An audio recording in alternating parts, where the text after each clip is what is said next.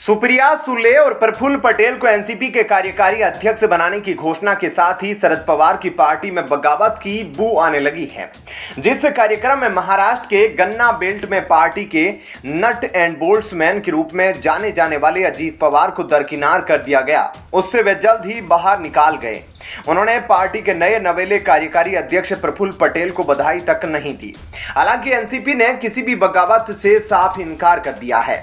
NCP ने कहा, अजीत पवार के पास पहले से ही महाराष्ट्र विधानसभा में विपक्ष के नेता के रूप में जिम्मेदारी है। जयंत पाटिल पर भी पार्टी की जिम्मेदारी थी। प्रफुल्ल पटेल और सुप्रिया सुले की पार्टी में कोई भूमिका नहीं थी, इसलिए अब यह जिम्मेदारी दी गई। इस बात में 1% भी सच्चाई नहीं है कि अजीत पवार नाराज है।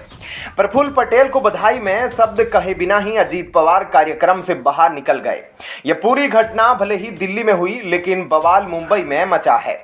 बता दें कि अजीत पवार ने नवंबर 2019 में उस समय सनसनी पैदा कर दी थी, जब उन्होंने देवेंद्र फडणवीस के नेतृत्व में डिप्टी सीएम के रूप में शपथ लेने के लिए बीजेपी से हाथ मिलाया था। विद्रोह समाप्त हो गया और वे एनसीपी में वापस आ गए। हालांकि उनकी बेचैनी के बारे में अटकलें जारी रहेगी। एनसीपी में कई विधायक ऐसे हैं जो अजीत पवार में आस्था रखते हैं। इन विधायकों ने अजीत पवार के समर्थन में एनसीपी प्रमुख के समक्ष बंद कमरे में शक्ति प्रदर्शन भी किया था। इसके बाद शरद पवार ने नाटकीय रूप से अपनी रिटायरमेंट की घोषणा कर दी थी। कई लोगों ने इस कदम को एक पैंतरेबाजी के रूप में देखा।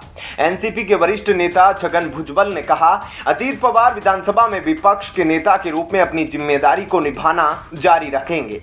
2024 के लोकसभा चुनाव के साथ ही विधानसभा चुनाव में महत्वपूर्ण भूमिका निभाएंगे। सुबह बेचैन दिखने वाले अजीत पवार ने भी सोशल मीडिया के जरिए all is well, we all are one family का संदेश देने की कोशिश की है।